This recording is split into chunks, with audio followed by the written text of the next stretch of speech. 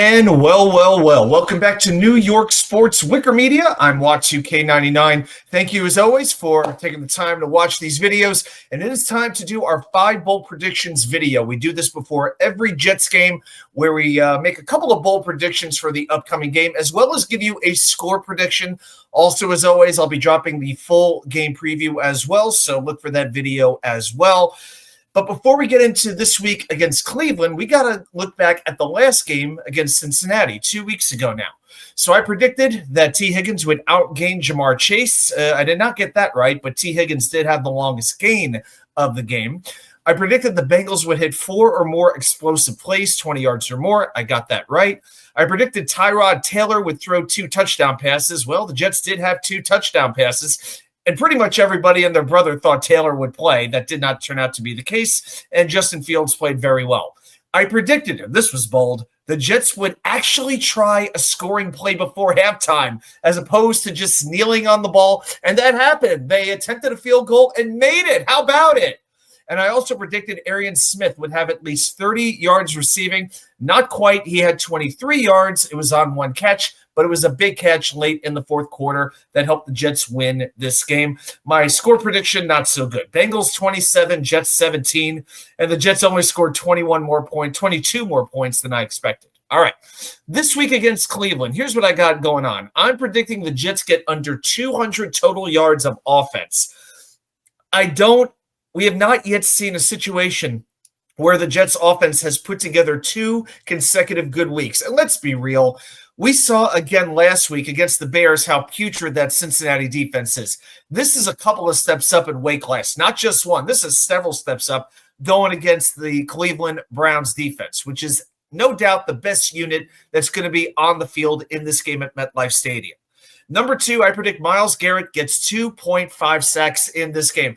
Myles Garrett, there's 2 Cleveland Browns who kill the Jets every single time. One is David Njoku, the tight end. The other one is Myles Garrett. He breaks body parts of Jets quarterbacks. You know, he dominated Will Campbell against New England and made Drake May's life hell. Let's see what he does against Olu Fashanu and maybe Armand Membu. I think he's going to move all over the defensive line. The Jets need to contain Myles Garrett if they're going to have a chance of moving the ball down the field. Number 3, I got to do this one for my own personal amusement. Malachi Corley, the just phenomenal ex-Jet wide receiver, now claimed by Cleveland. I predict that he is going to catch 1 ball in this game, only 1. But it will either be a touchdown or an explosive play of about 20, 25 yards, something like that. It's not going to be a little 4-yard out, nothing like that. Cleveland's not going to use Corley a ton, but the one time he makes a play, it is going to be a very notable, significant play. I just expect it's going to hurt. It's going to be like Robbie Anderson back with Sam Darnold in Carolina, that first game when it was Zach Wilson, his debut against Sam Darnold. Anderson did nothing in the game except for that 1 long bomb touchdown. I predict a similar situation here. Number 4, I predict the Jets will finally get an interception on defense. Cleveland is dressing 2 rookie quarterbacks for this game, neither of whom in my mind are very impressive. And without Sauce Gardner there, hey, maybe the Jets actually pick a pass off. I could see it happening.